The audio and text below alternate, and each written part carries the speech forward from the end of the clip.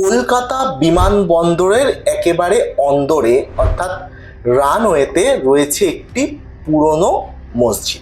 হ্যাঁ, প্রায় 136 বছর পুরনো একটি মসজিদ দীর্ঘদিন ধরে কলকাতা বিমানবন্দরের ভিতরে অবস্থিত।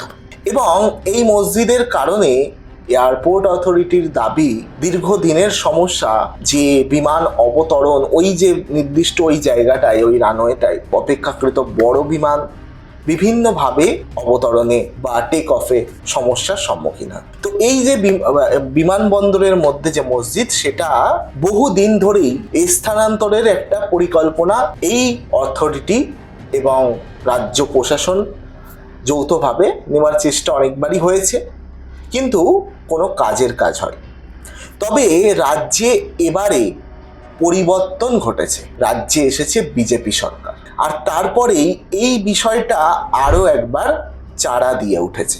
হ্যাঁ, এই বিষয়টা আরও একবার উত্থাপিত হয়েছে, এই প্রস্তাব আরও একবার এসেছে। এবার যেটা বলা হচ্ছে যে এই মসজিদটি যেহেতু একেবারে এয়ারপোর্টের অন্দরে অবস্থিত, সেই কারণে এটিকে ওখান থেকে সরিয়ে স্থানান্তর করে নিরাপদ অন্য একটি জায়গায় স্থানান্তর করে দেওয়ার জন্য এমনটা কিন্তু দাবি বা এমনটা কিন্তু প্রস্তাব উঠছে।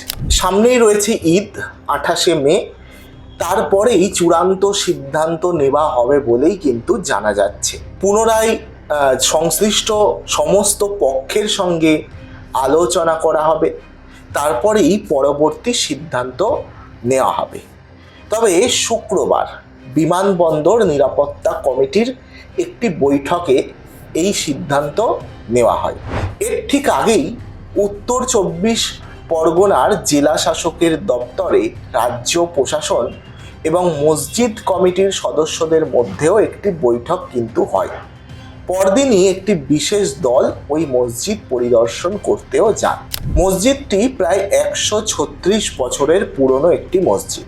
কলকাতা বিমানবন্দরের রানওয়ের একেবারে কাছাকাছি অবস্থিত এই মসজিদটির নাম, মানে যে নামে পরিচিত, সেটা হচ্ছে গৌরীপুর জামে মসজিদ, বা অনেকের কাছে এটি আবার বাঁকড়া মসজিদ নামেও পরিচিত।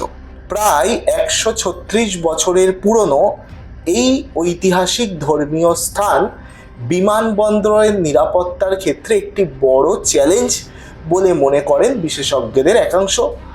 বিশেষ করে বিমানবন্দরের একটি রানওয়ের ঢিলছোড়া দূরত্বে অবস্থিত হওয়ায় বিমানের টেক অফ ও অবতরণের ক্ষেত্রে নিরাপত্তা সংক্রান্ত ঝুঁকি তৈরি হয় বলেও অভিযোগ উঠছে। এই বিষয়টা নিয়ে দীর্ঘদিন ধরেই কিন্তু সরব ছিল বিজেপি। বিমানবন্দর সূত্রে যেটা খবর, সেটা হচ্ছে 30 বছরেরও বেশি সময় ধরে এই মসজিদ স্থানান্তরের বিষয়টি বারংবার আলোচনায় উঠে এসেছে। তবে সম্প্রতি পশ্চিমবঙ্গের রাজনৈতিক পট পরিবর্তন এবং রাজ্যে বিজেপি সরকার গঠনের পর এই ইস্যুটি নতুন করে গতি পেয়েছে। বিজেপির পক্ষ থেকে বারংবারই দাবি করা হয়েছে ওই মসজিদটি স্থানান্তর করার। তৎকালীন বিরোধী দলনেতা শুভেন্দু অধিকারী সেই সময় এই বিষয় নিয়ে দাবি তুলেছিল। এমনকি দাবি তুলেছিল বিজেপির আইটি সেলের প্রধান অমিত মালব্য। অমিত মালব্য যেটা বলেছিলেন সেটা হচ্ছে, অসামরিক বিমান পরিবহন মন্ত্রকের তরফে স্বীকার করে নেওয়া হয়েছে যে সেকেন্ডারি রানওয়ের কাছে অবস্থিত একটি মসজিদ, এটি নিরাপদ বিমান চলাচলের ক্ষেত্রে বাধা হয়ে উঠেছে। প্রাথমিক রানওয়ে যদি না চালু থাকে, সেক্ষেত্রে জরুরি পরিস্থিতিতে ওই সেকেন্ডারি রানওয়েকে ব্যবহারের ক্ষেত্রে প্রভাব ফেলছে, এই কথা তিনি বলেছেন। যেহেতু বিজেপি সরকার রাজ্যে ক্ষমতা এসছে এবং তারপরে এই মসজিদ নিয়ে আবারও নতুন করে আলোচনা যেহেতু শুরু হয়েছে, সেখানে মসজিদ কমিটির সদস্যরা জানিয়েছেন যে তারা স্থানান্তর বা ভাঙার বিষয়ে এককভাবে কোনো সিদ্ধান্ত নিতে পারেন না।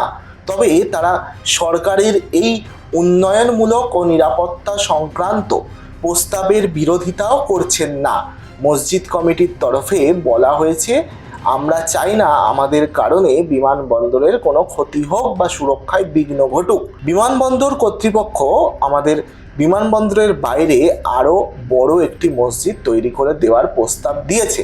তবে স্থানান্তর করার চূড়ান্ত সিদ্ধান্ত নেওয়ার মতো অবস্থায় আমরা এই মুহূর্তে নেই। মসজিদ কমিটির পক্ষ থেকে এই বক্তব্য যেটা এসছে সেটা সংবাদ মাধ্যমের পেজে প্রকাশিত, সেটা আপনাদের সামনে বললাম।